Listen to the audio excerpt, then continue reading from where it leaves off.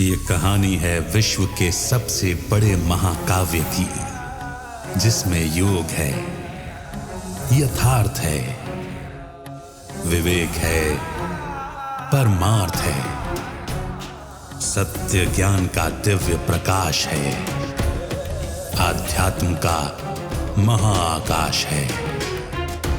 ये दर्पण है हर मन के विवाद का, दृश्य है आत्मा और परमात्मा के संवाद का, मानवता का होता है जिससे उद्धार। यही है सच्ची गीता सार, अंधकार से प्रकाश की ओर।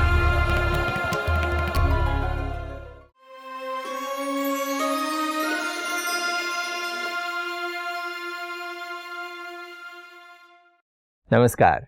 अंधकार से प्रकाश की ओर सच्ची गीता सार, इस कार्यक्रम में आप सभी का स्वागत है।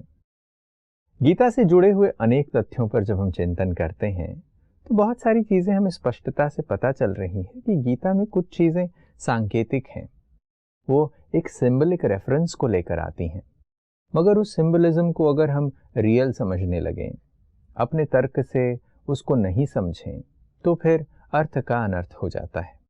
ऐसे न जाने कितनी ही बातें हमारे साथ होती आई हैं और आज भी वर्तमान जीवन में हम देखते हैं किसी चीज़ को अगर हम उसके फेस वैल्यू पे मान लें तो उसके आंतरिक महत्व को हम नहीं समझ पाते।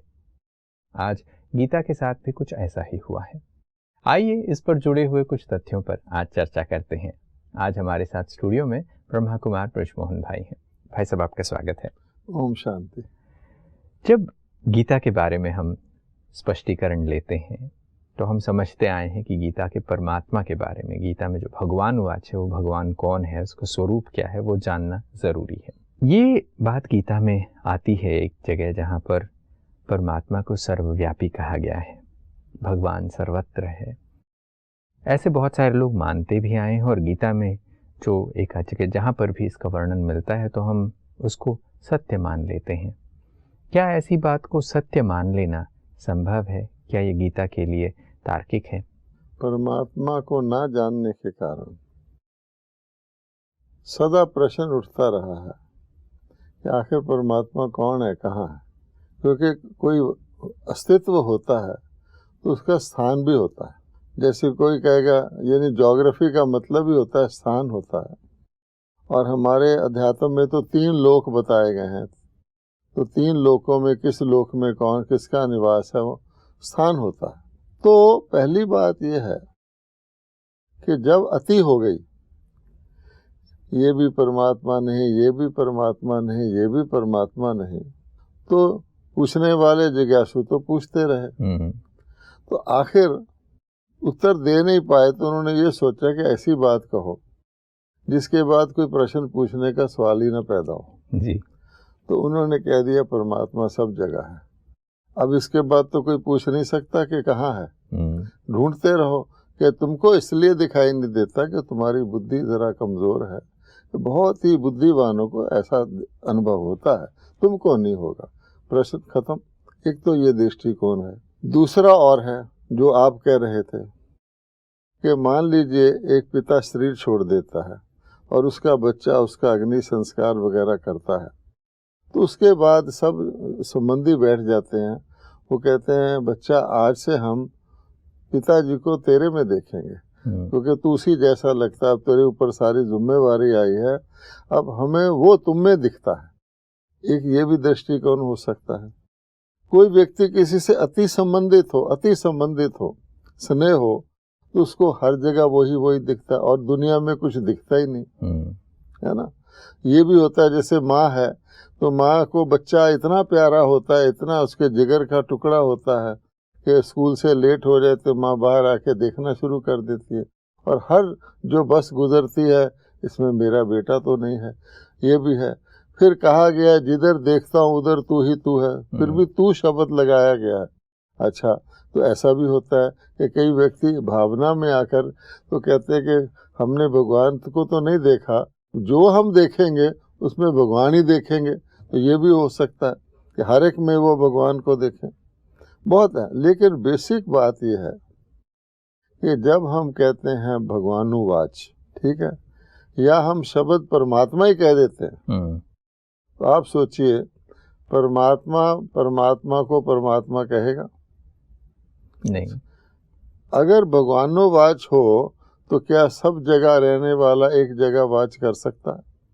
नहीं कर सकता। टोटली अगर आप देखेंगे तो दुनिया में ये तो सब मानते हैं दो पिता होते हैं, एक शरीर का पिता, एक आत्मा का पिता। अब कोई ये कह दे कि शरीर का पिता और आत्मा का पिता और जिसका वो पिता है सब एक ही जगह हैं, यानी सब में भगवान है, तो फिर परम पिता का मतलब नहीं निकलता। दुनिया में भी 3 डिग्रीज होती हैं, गुड, बेटर, बेस्ट, है ना, तो उससे पता लगता है कि बेस्ट जो है तो भगवान को तो परम ही कहते हैं।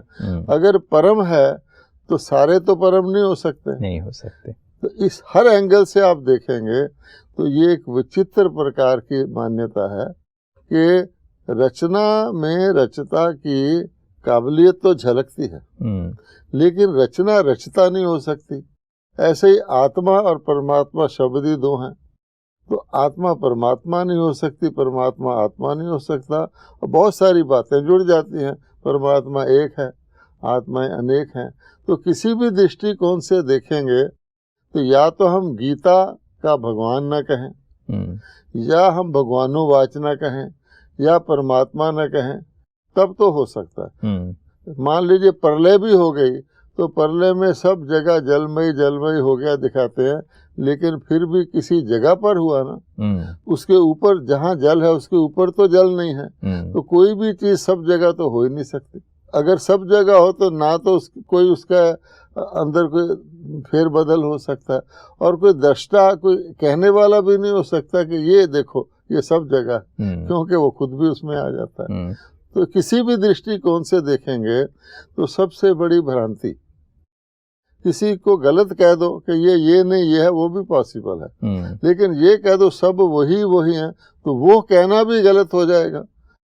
सब मैं ही मैं हूँ, मैं, वो भी कहना गलत हो जाएगा। तो क्योंकि हर चीज आप थ्योरी आप जो जानते हैं रिलेटिविटी, वो भी इसको गलत सिद्ध करती है। किसी भी एंगल से ये नहीं होता। जैसे आप ये बात अभी कह रहे थे कि हम रचना में परमात्मा की छवि देखते हैं, मगर वो छवि परमात्मा नहीं है, वो सिर्फ छवि है। उनके गुण और उनकी विशेषताएं नजर आती हैं, ना कि परमात्मा स्वयं उनमें विद्यमान हो सकते हैं। अब जब आप ये रचना और रचता की बात कर रहे थे, जब हम परम पिता कहते हैं तो वो एक ही पिता है और वो सभी के पिता हैं।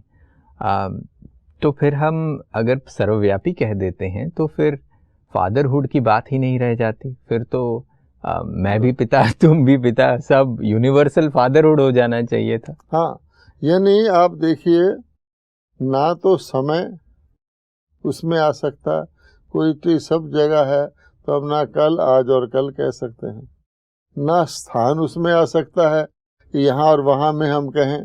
किसी मंदिर की मूर्ति को भी हम ऊंचा करके रखते हैं, पेडेस्टल पर रखते हैं जी। और हम कहें ऊपर भी भगवान, नीचे भी भगवान, मूर्ति में भी भगवान, देखने वाले में भी भगवान, बात तो बैठती नहीं है ना।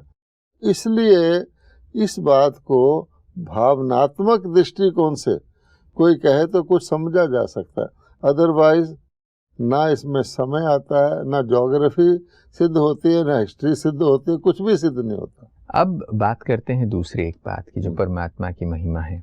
अच्छा, आपने फादरहुड कहा जी, मैं उस पर भी थोड़ा कहना चाहूँगा जी। कि देखिए, हर पिता से उसकी संतान को कुछ इनहेरिटेंस मिलता है। शारीरिक पिता गरीब भी होगा तो बच्चे को कुछ ना कुछ छोड़ेगा। अब परम पिता से तो लोग मांगते ही रहते हैं, परमात्मा से वो समझते हैं सर्वशक्तिवान है, उससे हमें सब कुछ मिल सकता है।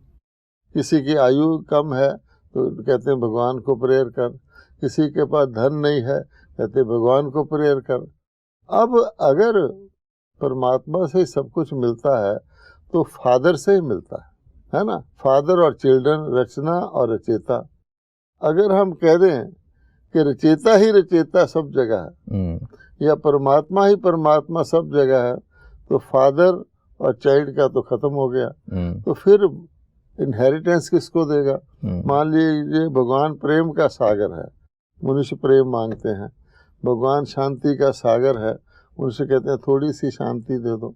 अगर सब जगह भगवान ही भगवान है तो किसको देगा? ब्रदरहुड में तो इनहेरिटेंस आती है कि भाई को पिता से इनहेरिटेंस मिला, और हम ये भी कहते हैं कि भाई को भाई से कुछ नहीं मिलता। एक सेब दूसरे सेब को पैदा नहीं कर सकता, लेकिन सेब का बीज बहुत से सेब पैदा कर सकता है। तो इस हिसाब से भी देखिए, फादरहुड होने से सारा ही फादरहुड हो जाए तो फादर प्रिज्यूम चिल्ड्रन, कोई व्यक्ति का किसी का बच्चा ही नहीं है उसका फादर कहेंगे नहीं। तो जब फादरहुड हो गया तो संतान भी नहीं दिखती जी। दूसरी एक और बात जो जिस पर हम बातचीत कर रहे थे, परमात्मा के अनेक महिमाओं में एक महिमा ये भी है कि परमात्मा लिबरेटर है, मुक्तिदाता कहा जाता है, मुक्ति जीवन मुक्तिदाता कहा जाता है परमात्मा को।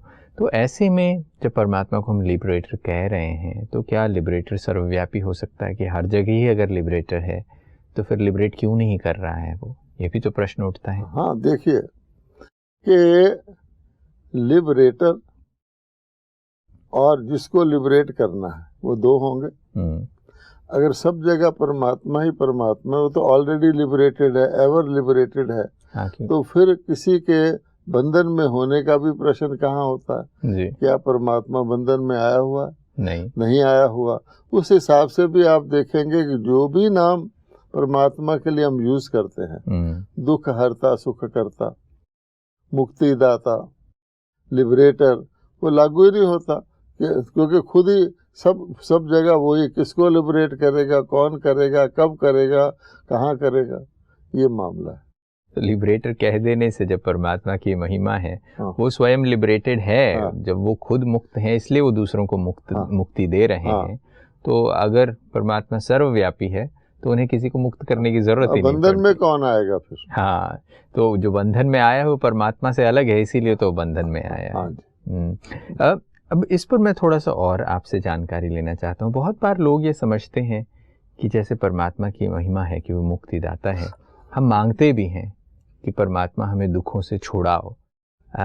हम अनेक चीज़ों से मुक्ति चाहते हैं, बहुत बार हमारे बंधन होते हैं, दुख होता है, जीवन में शांति है, समस्याएं, परेशानी, इन सब से छुड़ाओ कहते हैं। तो अगर सर्वव्यापी है परमात्मा तो हमें मांगने की ज़रूरत नहीं है ना, क्योंकि हम में है तो कौन किससे मांगेगा? सवाल ये है कि कौन किससे मांगेगा। अब जैसे मृत्यु है तो सब लोग मृत्यु का भय में है। क्या परमात्मा के सब जगह होते मृत्यु और जन्म का सवाल पैदा होगा? नहीं पैदा होगा। और सबसे बड़ी बात आप देखिए, सबसे बड़ी बात यह है कि जो अस्तित्व या वस्तु जहाँ होती है उसके गुण वहाँ होते हैं। ठीक है, अगर कहीं आप बर्फ के हिमालय पे चले जाएं तो वहाँ बर्फ होगी ही होगी, बिल्कुल। किसी फर्नेस में जाएंगे तो बिल्कुल अग्नि जल रही होगी। किसी खुशबूदार फूलों के बगीचे में जाएंगे तो खुशबू आएगी, होगी। आप आंख बंद करके भी पट्टी बांध कर किसी को ले जाएं गुलाब के फूलों के बगीचे में, तो देख नहीं रहा, सुन नहीं रहा, वो कहेगा हाँ गुलाब के बगीचे की खुशबू आ रही। ठीक है। अब आप देखिए कि परमात्मा के गुण क्या है। पहली बात तो हमारा जिस विषय पे हम चर्चा करते हैं, अंधकार से प्रकाश, तो अंधकार और प्रकाश भी नहीं होना चाहिए।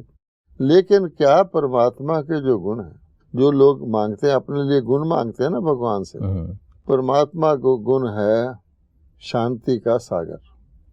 ठीक है, वहाँ भी सागर कहते हैं, लेकिन चलो शांति का स्रोत।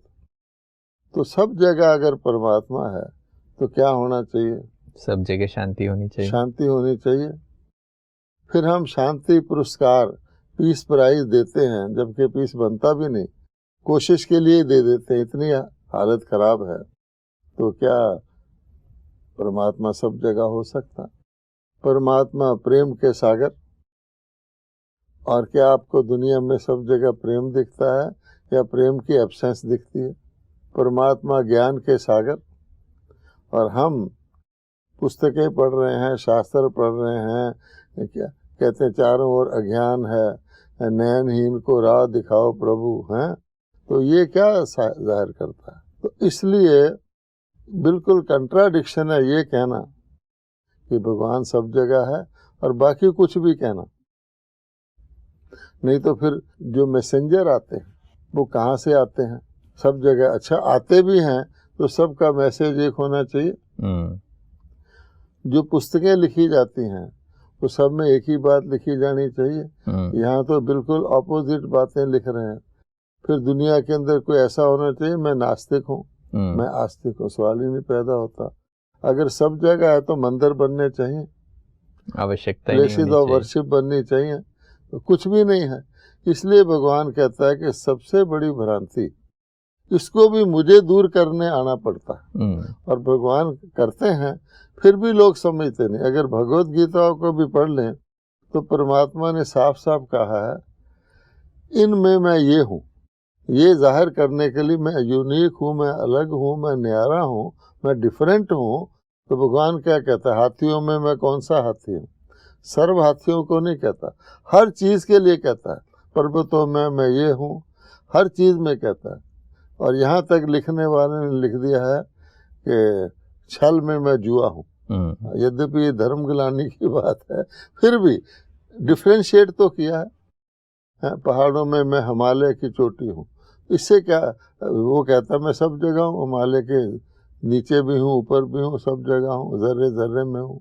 इससे ये पता चलता है कि गीता में ही स्पष्टता से ये बात बताई गई है। अब गीता के भगवान गीता में एक बात ये कहते हैं कि जब जब धर्म की ग्लानि होती है मैं आता हूँ, और ये भी बात कहते हैं कि मैं तुम्हें सभी पापों से मुक्त कर दूंगा।